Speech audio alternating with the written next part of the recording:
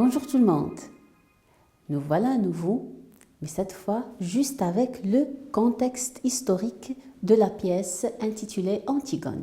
On va essayer de découvrir qu'est-ce qui entourait la création de cette magnifique pièce.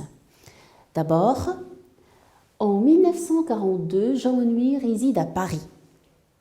Paris, la capitale de la France, elle est comment? C'est une ville colonisée par les Allemands nazis.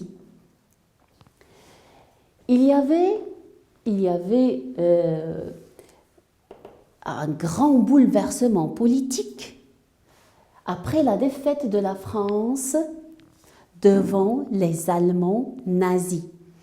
Ce bouleversement consistait en quoi? C'était l'instauration d'un nouveau gouvernement qui s'appelait le gouvernement de Vichy. Il avait créé toute une grande atmosphère, un changement, un bouleversement, etc., etc.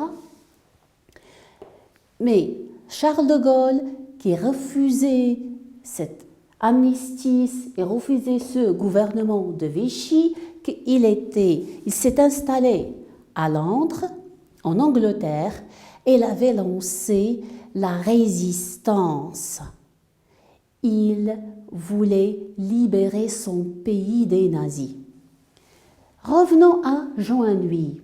En 1942, les États-Unis déclarent la guerre à l'Allemagne, donc il commence à y avoir un petit équilibre entre les forces à l'époque. Jean Anouilh avait assisté à un acte solitaire d'un jeune homme français nommé Paul Colette. Ce Paul Colette, c'était un résistant solitaire. Il n'appartenait à aucun groupe. Qu'est-ce qu'il a fait? Il a tiré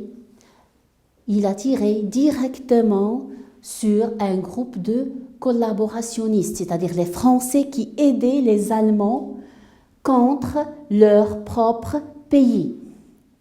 Il savait que la mort l'attendait. Alors, cet acte héroïque et solitaire, c'est lui qui a donné la brillante idée à M. Jean Anouilh de créer la pièce intitulée Antigone, qui a une grande similitude avec l'acte de résistance de ce jeune Français nommé Paul Colette. Merci, à la prochaine.